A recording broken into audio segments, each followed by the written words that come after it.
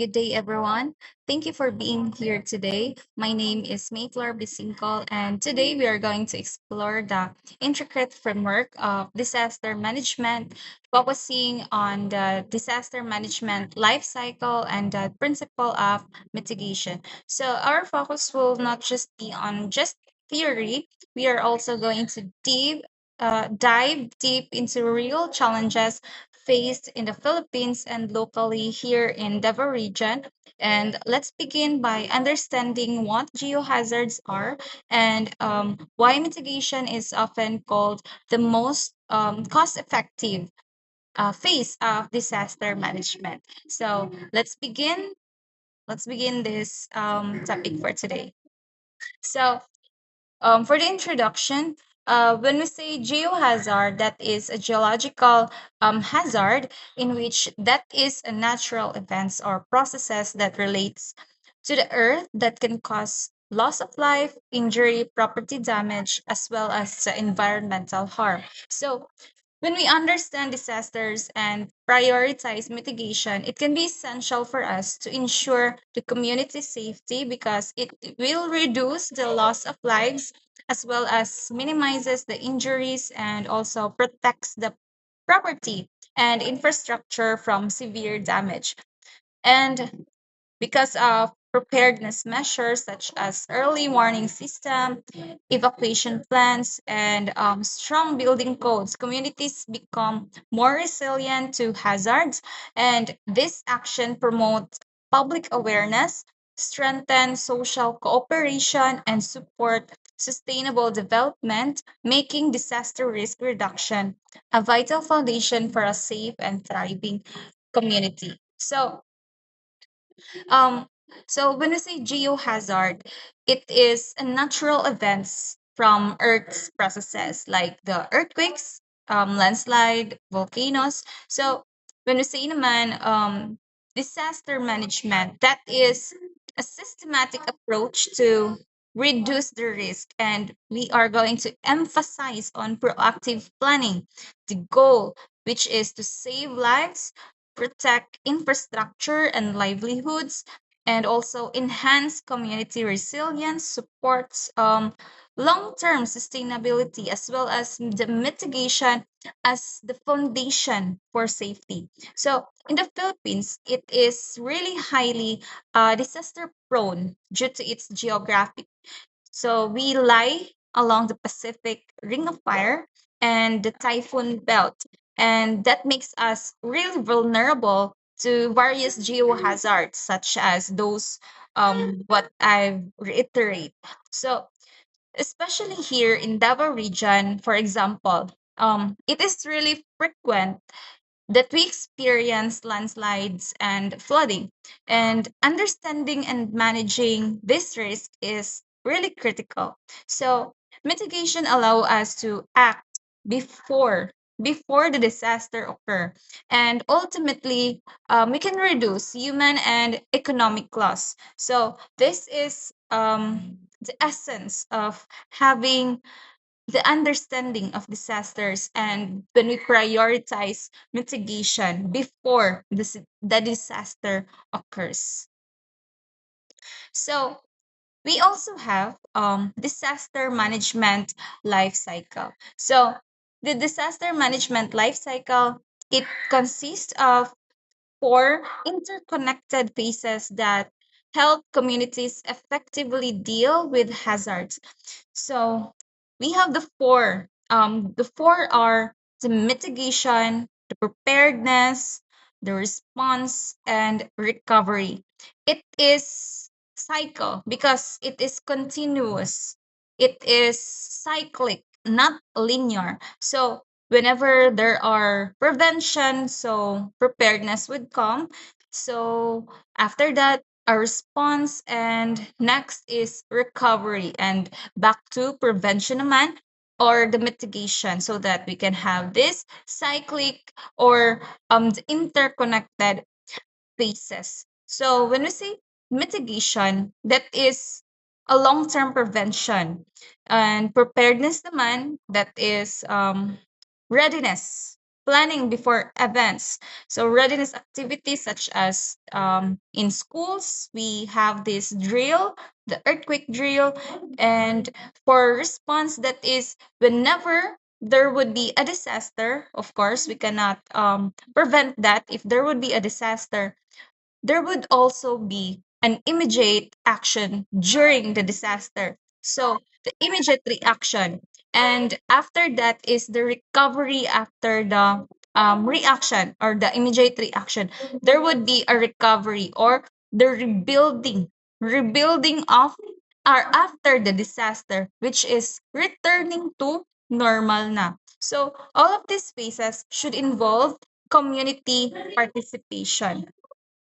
So, disaster management actually is a holistic process. It begins with mitigation, which informs the other three phases. So, in Davao de Oro, here where I live, particularly the Compostela, so when Typhoon Pablo hit in 2012, the lack of early mitigation, it really led us to devastating losses such as the infrastructure, our livelihood, our farms. So it gives us a massive or invest in mga grabe na devastating na loss.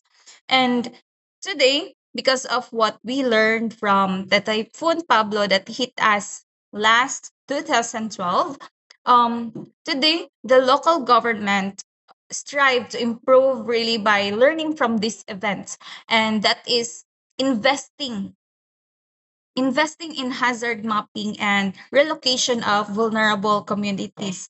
And still, the cycle is only as strong as its weakest link. So that's why we have here um, the disaster management life cycle.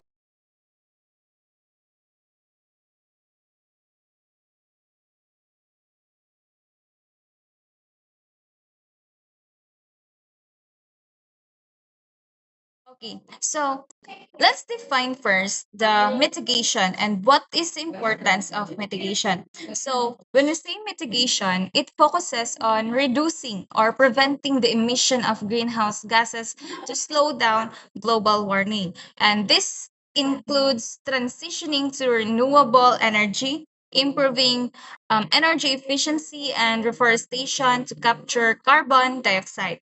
So the goal is to address the root cause of climate change and limit its severity. So mitigation is the most cost-effective base of disaster management because ang ano effective man gid siya nga phase because it prevents tapos it lessen po the impact of disaster before they occur.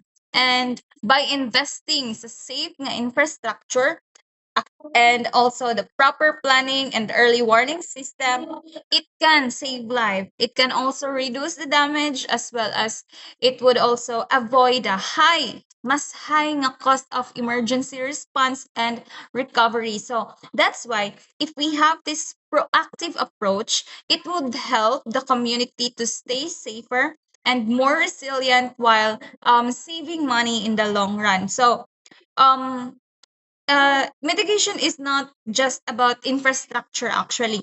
It was also about awareness and policy. So, here in Davao de Oro, I would like to make Davao de Oro as an example since that's where I located.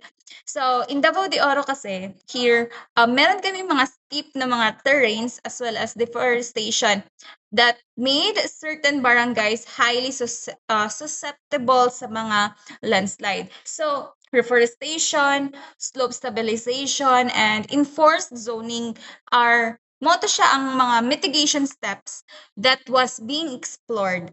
But progress is hampered by mga limited na local funding as well as resistance to relocation from affected residents. So meron kasi mga residents na ayaw talagang lumipat from their resident or from their place. So that's why medyo mahina yung pag-progress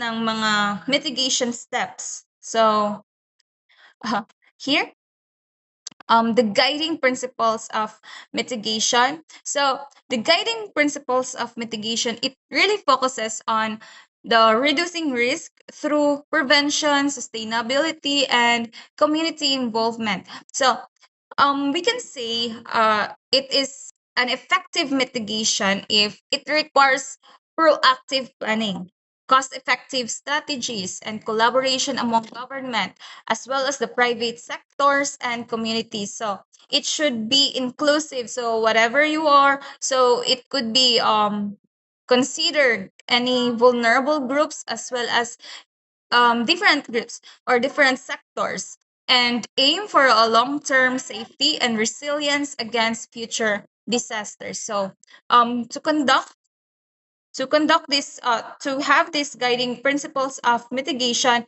you need to conduct a thorough risk assessment.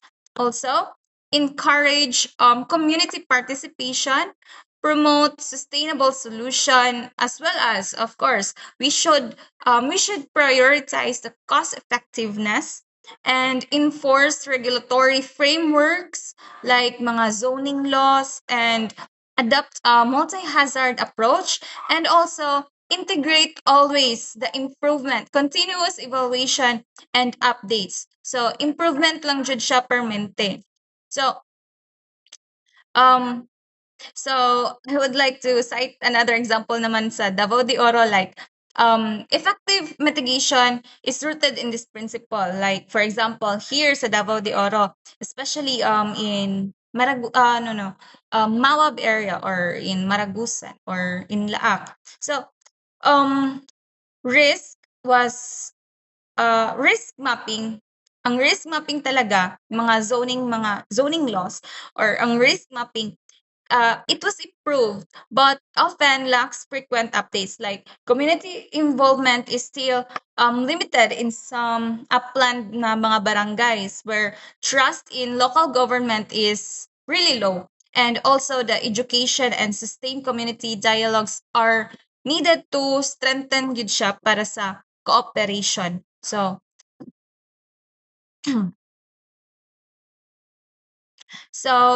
examples of mitigation measures. So, first is the structural. So, number one example of mitigation measure is the structural. So, when we say structural, that is retaining ng mga walls, tapos tarungon tong mga river dikes and mga leave mga dams, so as well as ang evacuation shelters. So gina-continue improve ang mga evacuation shelters, mga river dikes, so that when there would be a great flood, ikan makakaya siya og control, or makaya niya og restore, or kuan ang kana siya nga building, or kana siya nga flood. So, second is the non-structural, for example, are the land zoning early warning system. So, public awareness campaigns also, and that's it. Land zoning early warning system, as well as the public awareness. Second is the third is the education, in which I think since I am currently here teaching DRR sa mga STEM students. So we are integrating DRR in the school curriculum, or in the curriculum, is very great. One of the mitigation measures, the integration of the DRRM in schools. So, the education, disaster awareness programs, so naman mga symposium nga hatag sa mga bata, so that there could be a drill, what to do during, before, during, and after the certain disasters or hazards. And fourth one is the environmental. So environmental, like the reforestation, the mangrove planting, and so next is technology. So the use of the GIS for hazard mapping. Ginagamit na ang GIS katong mga geographic information system para ma-map kung asa nga zone ang prone to hazard, as well as financial policy base. So magagamit gid og mga local land use ordinance, as well as financial, so mag micro insurance for low income household. So in Davao de Oro na pod, the use of hazard maps has guided some relocation projects. However, enforcement of the no-build zones kasi remains siya inconsistent. So, one barangay might follow through while another naman allows informal settlements in landslide prone areas bisag dili na siya pwede dapat tukuran og balay gitukuran gihapon, and solutions like low cost housing, if provided, could help encourage voluntary relocation. Mitigation must be localized and inclusive. So, same like with my mga kabarangays, they've got nagkuan sila kanang voluntary relocation sila because there was a fund in housing, nagpabahay ang mayor.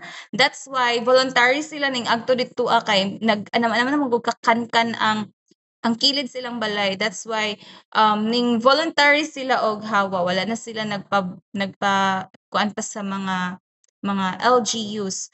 And next is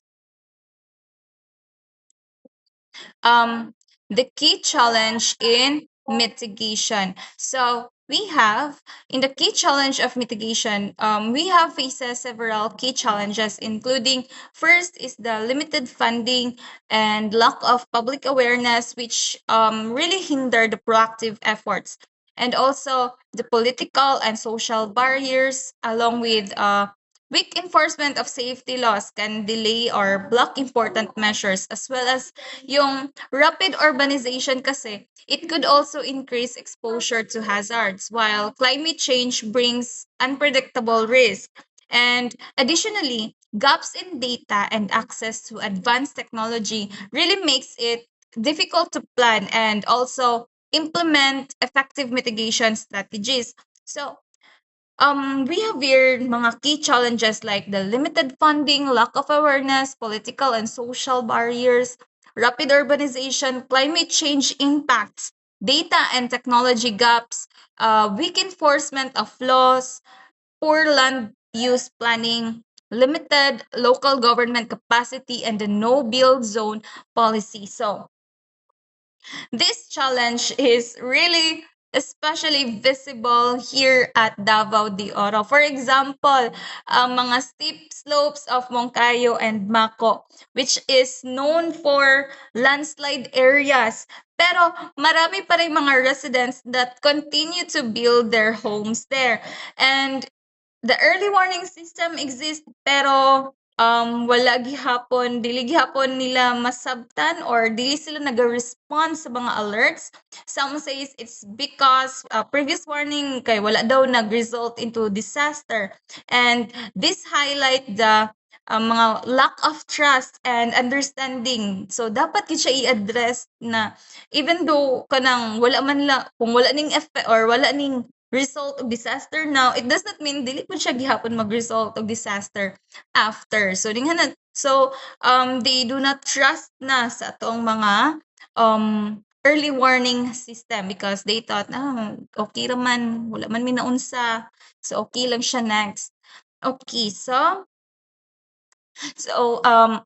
reflection. For my reflection, mitigation is a shared responsibility. So it does not mean nga nag-mitigate ko, so dili na pud mo mag-mitigate or magkuan, na pud mo mag prepare. So it is a shared responsibility sa whole community. So again, from whole community, it's more cost effective than disaster response. So community empowerment is also essential and must overcome cultural and political resistance. Local stories show both progress and setbacks, as well as the investing in early action prevents future loss, and hope lies in education talaga, as well as ang technology and the political will. Dira agyud ang education, technology, and the political will. If grabe ka strong ning tulo, mag effective gyud ang ato ang mitigation measures. And what really resonates to me with me most is how mitigation, when ignored, really cost lives. Like katong pag Typhoon Pablo is bisag kanang grabe na ang what I remembered last ato is bisag grabe na ang pagkuan ato sa balita nga maghanda para sa ano na mao na lang mi nga, wala bitaw na wa pa man kaagi ang bagyo sa sukad. So moto gi-ignore lang namo ato siya nga time, and since we really ignore that, so it really cost lives. And despite the known risk, many families gihapon diri sa Davao de Oro still lives near danger zone due to poverty man pud gud and lack of relocation options good. And we must empower communities through education and leaders through accountability. So with the right investment and in time and trust, mitigation can transform vulnerable communities. So this connection to personal safety made me see the value of awareness and early action, and I commit to promoting disaster readiness in my community. So for the synthesis, sorry. For the synthesis, mitigation is foundational in the disaster cycle. Proactive measures save more than reactive ones. Community based strategies work best. Challenges are real, but not insurmountable. So, Davao de Oro offers a microcosm of national issues, strengthening local systems and national resilience. Together, we build safer futures. To conclude, mitigation is our first line of defense and the most important. We must start at the barangay level, understanding each community's unique needs and risks. And Davao de Oro reminds us of both the possibilities and the gaps that still exist. Let's learn, act, and advocate because disaster risk reduction begins with all of us. Thank you so much, everyone. And for my reference, I have here the NDRRMC, mga guidelines po ito for mga planning sa NDRRMC, as well as UNDRR, sa United Nations Office for Reduction, Disaster Risk Reduction.